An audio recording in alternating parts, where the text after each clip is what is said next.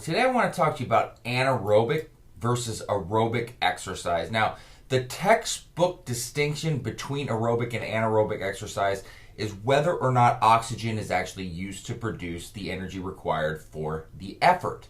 During aerobic exercise, the body actually relies primarily on oxygen to produce energy, and during anaerobic exercise, it doesn't.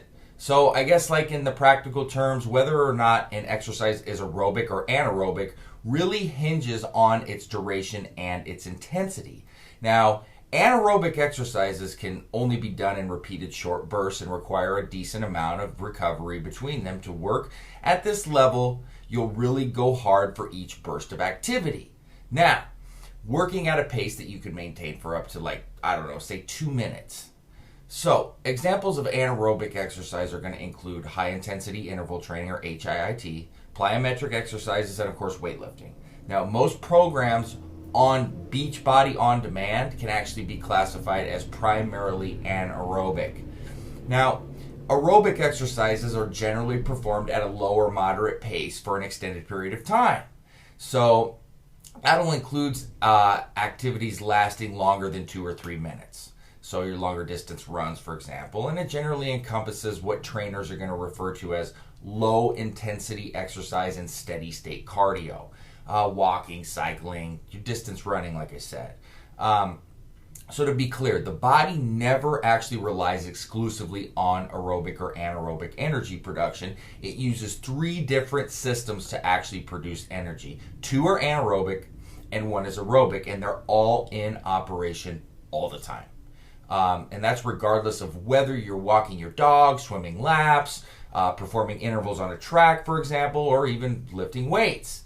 The 3 also, shift into higher gear when you begin to exercise, but the intensity and duration of each bout of effort determines which system is actually emphasized.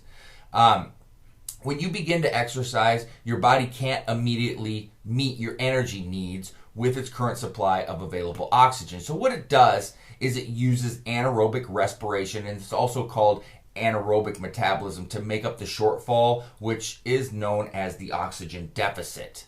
Now, if you're doing repeated bouts of short duration work like sprint intervals or squats or curls, for example, anaerobic respiration means that your primary method of energy production is such. Now, the reason is that its production speed is very fast, right? So much faster than aerobic respiration is. So it allows it to meet the really kind of immediate high demand for energy from your muscle. But if your exercise bout lasts longer than 2 or 3 minutes, aerobic metabolism, which has greater production capacity but slower production speed, actually has the time to get up to speed, and it takes over.